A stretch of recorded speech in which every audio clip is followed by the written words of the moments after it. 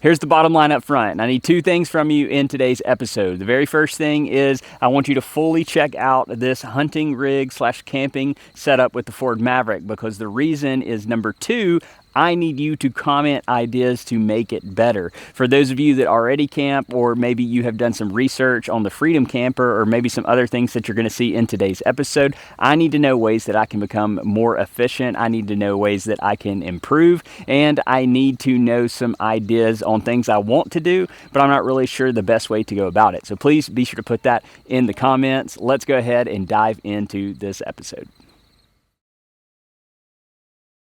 What's up, everyone, and welcome to this episode of Revive Outdoors. If this is your first time to our channel, thanks for tuning in. If you are coming back, thank you for coming back. As you can see here behind me, we're going to be going through this entire camping setup today. So we're going to start with the Freedom Camper that I have here behind me. We're going to talk about the Boxio setup. We're going to talk about the Nokhu gear, bed platform, the Slumberjack Tarp. But the big thing I want you to do, again, is comment the questions that you have, as always, but I need you to comment and tell me how to make things better, how to make them more efficient, more compact, more lightweight, or some ideas that I really want to do, but I'm not really sure what the best option may be. I built a bed platform last season with the Tusca camper, which, if you didn't know, they rebranded to Freedom Campers. If you're wondering why the color changed, the name changed, they still offer some color options as well. So I've made some improvement based off of some of your suggestions. I have a bathroom set up. So I have a toilet set up, and then I have a sink, which we'll talk more about here in just a minute. But let's go ahead and dive into the specific details on the Freedom Camper to start off, and we'll kind of start big and work our way down to the small things. Starting here on the side of the Freedom Camper, working our way from the top. So we have these vents here. These are just going to be vents for just a little bit of circulation in and out. You can block these vents if you want to. I usually just stuff some socks in there when it's really cold to keep it heated. But you do want to keep them open if you can, because it's just going to allow a little bit more airflow. Something that you're going to see in a future episode is me adding a fan to this setup. Didn't have time to do it, and excited to dive into that. If you have any specific details on installs for fans for this Freedom Camper, please let me know. I appreciate any tips. Next thing is this window. So you have a sliding glass window, and then you have a screen window. If you want to, you can back the screen out. I obviously always leave it in, because everywhere I hunt, bugs follow me. But you have that. They do come tinted, so you can't really see in here. You'd have to get in really close and look in. But one thing I do want to add is some curtains from the inside, or some way to block that. So whether it be some custom inserts that I get, or something along those lines, please help me with that, because that is something that I need to know. I'm not really sure the best way to go about it, whether it be some Velcro, magnet, something that doesn't have to really get in the way. I really don't want to drill into the walls, so please comment any suggestions that you have for the windows on the inside of putting up some kind of protection, because two reasons. When I'm in there changing, I don't want anybody looking in, especially sometimes when I'm in a parking lot or I'm at a rest area. Another thing is I don't want people looking in and seeing what I have inside of there. Sometimes it might be a crossbow, sometimes it might be a gun. For those that are watching this that are not hunters, that's okay, just skip this part. We can still be friends. We all enjoy and love the outdoors. But the next thing is the mounting kit. So this is the truck mounting kit. The Maverick is very small, and so you'll see most people mount these a little further apart. I couldn't do that with these turnbuckles, because I needed them to attach at very specific points on my Ford Maverick, so I put them in a little tighter. Why are they not both going at the same direction? It's because I want that counter tightening to happen so it secures it into place.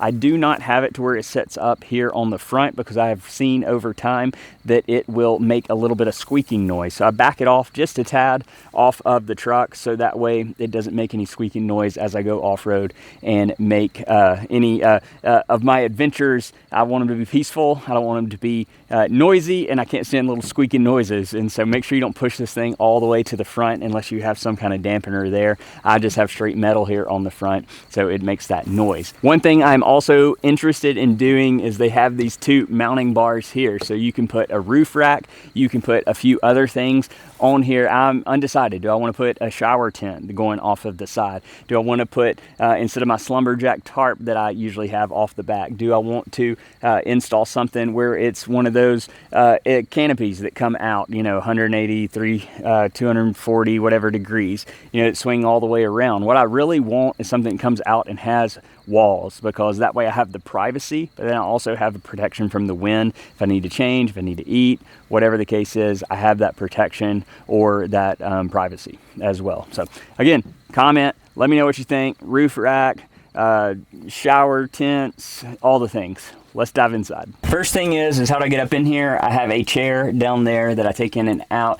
It is twofold. I can sit in it when I need to, but I can use it as a step when I don't. So I don't have a chair, and then I also have some kind of step stool. And so that's just what I use. You have a lot of different options. From the bed platform, we have a specific episode or an individual episode on the Nokhu gear. This is their bed platform with their mattress topper or sleeping pad, whatever you want to refer to it as. But for this episode, if this is all you are seeing, this is not a firm, but not a soft. It has enough of density in the foam that you have the ability to sleep on this and not feel the platform underneath. The platform itself has the ability to pull in or extend out for length, and so you have a wide range there, and then also you can adjust the height. I have it to where the height of it is at the very bottom, so I can sit up just like this and I don't hit my head. But as you can see, I can fully lay down in here, be completely comfortable, and at my height I have the ability to fully extend my legs. I don't have to curl them up at night when I sleep, and I am comfortable if I want to. I can sleep with my head to the door. Sometimes when it's more hot and I need a little bit more airflow, I will sleep on that side. I'll open the door until I'm getting ready to go to bed, and then I'll close it, but then I'm right there next to the airflow, which is another reason I need that fan. Inside here I have Omeals. So this is one of the breakfast Omeals. The reason I use this when I'm camping, because the only thing you need is water. So I'll buy a case of water. I'll use it obviously for drinking, but then also putting that in here. It acts kind of like an MRE. It has that heating element to it. So you put the water in, you put the food pouch in, you put the heating pouch in, and then it heats up within like 2 to 3 minutes, and then it is ready to eat. In the event you didn't have any water, you're trying to conserve it maybe for some reason, you could just eat this without any water, without heating it up. But I always heat it up, and you can even use like water off of a stream or out of a pond, because it's not actually getting into your food. It's protected. All it needs is water to heat up. I like this because I don't have to carry anything extra. So there's no propane cooking, there's no jet boil, there's no any product that requires me to have something extra to eat. This alleviates it. So all I have to do is have water, which I'm always going to have anyways, and then I can eat my meals. They have breakfast, they have dessert, and they have regular meals. Back here behind me, I'll go ahead and pull this out. This is going to be the Boxio. This is a composting toilet. And so here I have it. And this is how I use the restroom. The reason I can open this up and I don't have to worry about any smells is this actually seals completely tight. And so you have obviously number 2, you have number 1 in the front. I can set this here completely inside, and whether I am in a remote area or I am in a parking lot, I can use the restroom. So that is really nice to have that ability. It seals up nice and tight. It comes with some options that you can add on in the cart that has this Boxio shake, which is like the material that helps kind of keep the scent down and also helps break it down a little bit. For those of you that are more familiar with composting toilets, please let me know. But this Boxio setup is killer because it is small. If you add the platform that I have back here, this platform or drawer storage area is going to give you a little bit more height. And so if you want a little bit more height on the toilet itself, all you have to do is set this on top of it, and then you have a very good sitting height. For me, because I don't want to hit my head and I need the extra space, a lot of times I will use it just down on the ground. But again, it's my first time using composting toilets this season of camping, and would love any suggestions that you have. If you're looking at that, just like all of these things, we have codes for you, so you can get discounts, and then they support our mission here at Revive Outdoors, which you can also learn more about at the end of this episode. And then one last thing that I will mention before I get out of here is I do have the ability to move this mattress pad, so I can get it out of the way. I put these boards a little tight so I can sit here. I can be a little bit lower, so if I'm wanting to change or put my shoes on, I don't have to worry about, you know, raising up and hitting my head. I have plenty of space. I'll put these boards together. I have all kinds of things underneath here. I have a sleeping bag back there for the colder nights. Like we started out here, it was in the high 70s at night, and then we are now in the 50s, going into the high 40s at night. So over this 7-day camping trip, it has been a wide array of rain, sunshine, cold weather, hot weather, and so I try to prepare for all things. But if you have any other suggestions, whether it be AC units, whether it be fans, whether it be heating, I've used a diesel heater last season. I'll probably be using that again this season. But again, comment. I need those suggestions. And again, in here, make sure you comment some kind of idea for privacy when it comes to curtain or something of that sort. Let's go ahead and move to some other things here on the camp trip. We have already talked about the Boxio composting toilet that I have, and now I want to talk about the sink. So the sink setup has been really key. We brush our teeth every morning, every night before we go to bed. We can wash our hands. We have even taken showers. So we stood here with bathing suits on because we didn't bring our shower tent this time. We do have that. I just honestly forgot it. So if you do have any suggestions on a easy pop-up or tear down tent for shower changing rooms, please put that in the comments. Be happy to look those over and consider buying them. When it comes to the shower nozzle, it actually, you just take out this sink faucet, I guess you could say, and then you just plug this into there and it works. You turn on this handle, then this has an on and off. You can use it. I don't have it pumped up. So the way this works is you pump this up. If you're using the sink about 10 times, if you're using the shower head, you really want to pump it up about 20 times, but you can obviously spray it. So with this shower head, you're going to turn the nozzle here on the sink, and then it has the on and off on the shower head so you can use it. No, it's not killer pressure, but it is enough to take a shower. So you hold over your head, get wet, lather up, and then it's enough to rinse off. And it is really easy to use. If you want to see the full episode that I have on the Boxio setup, both the composting toilet and the sink, you can check that out in an individual episode that I have. But just real quick, basically underneath here, you can raise this up. You have a gray water, so your dirty water that you've used, you have that tank, and then you have the fresh water tank in the back. So really simple. When you're ready to stow it away, you can depressurize it by loosening this up, and then all you have to do is fold this over and you are good to go. When you buy this setup, I specifically bought the sink setup with the shower head. It comes with a mirror. They have a few different options that you can buy. You have a strainer that it will come with, so if you're cutting anything and you don't want it to go down into the tank, you don't have to worry about that. You put that strainer down in there. It also has a stopper, so if you want to plug anything up, you want to put the lids on the tanks for transport, you don't have to worry about draining them and then filling them back up every time. So really convenient, really easy to use. And then I also added this cutting board with it, which I've been using all day today because we were fortunate enough that I was able to harvest a deer. Again, if you're not a hunter, it's okay. We can still be friends. But this right here, it has these edges that go around it. And so they fit right into the grooves of this top, and it helps secure it into place. So you can use it as a cutting board up here. You can use it as a table.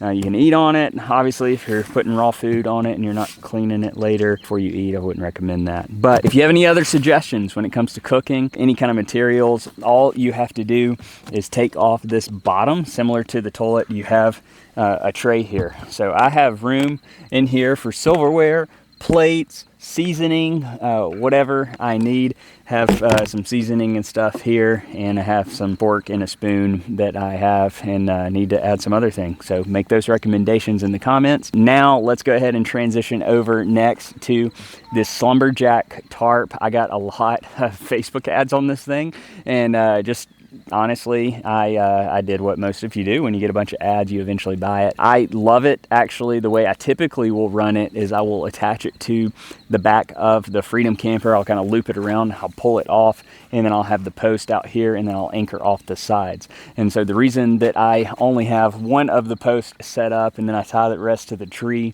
is because I didn't bring the other post. Just cuts down on weight. It's one less thing that I needed, but I actually realized that it would have been better to have it, because with everybody here, with it raining, especially the first few days, having it right here outside my door where I'm sleeping, camping, hanging out, wasn't really ideal for the whole group of all four of us.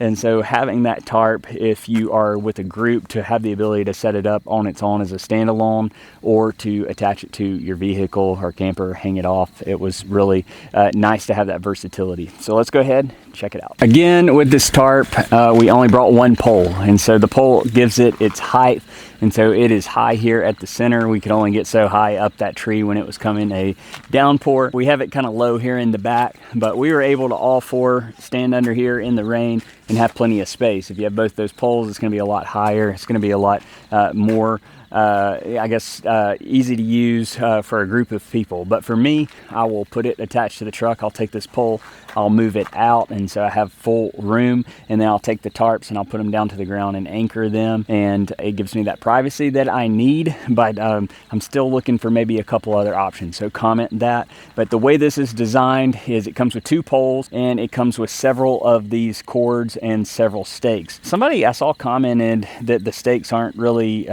good. Honestly, they're a lot better than what tents come with and what any other of your camping things come with. I'm very impressed with the stakes, and so I'm not really sure why I saw somebody put a negative review based off the stakes. I don't know if they were trying to put the stake through asphalt or concrete at their campsite, but I haven't had any issues with the stakes. I think they're very well made, and then this paracord that they have is really strong, and they have some tensioning mechanisms, so you have the ability to really tighten it down. But if you do have any questions, let me know. I don't really know what else to talk about when it comes to a tarp, other than you can set this up with 2 poles as a standalone. You can set it up with a vehicle. You can set it up a lot of different ways that it comes with. It comes with several stakes, several pieces of paracord, the 2 poles, the huge tarp, and it came in a very fair price. But I'll put all the links for everything that we've talked about in this episode. I'll try to put all of those, but if there's something that you saw, whether it be in the background or something that we specifically talked about, if I forget a link, please be sure to comment that, so that way I can put it in there for everyone coming behind you. I can put it in the comments as well, give it to you.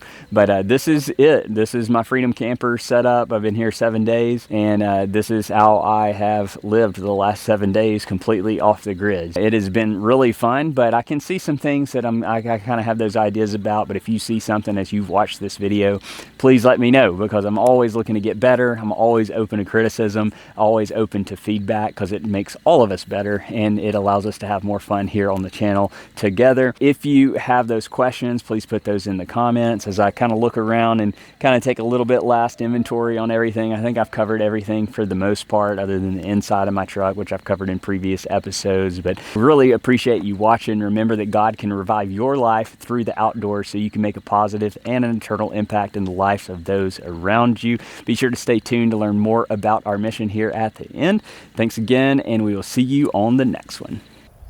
If this is your first time to our channel, I want to tell you a little bit about who we are and what we do here at Revive Outdoors. So we are a nonprofit based out of Birmingham, Alabama, serving multiple states through our mission. Our mission is to make a positive and an eternal impact through conservation. The positive side of that comes to helping connect people through mental health counseling, and then the eternal side is connecting people to salvation through Jesus Christ. So what we do to accomplish that mission is we teach adults how to hunt. So we have a hunting 101 workshop where they can learn all about either deer or turkey hunting, and then they qualify for a one-on-one mentored hunt with our team. We have over 40 volunteers that volunteer their time to take these mentees out on mentored hunts.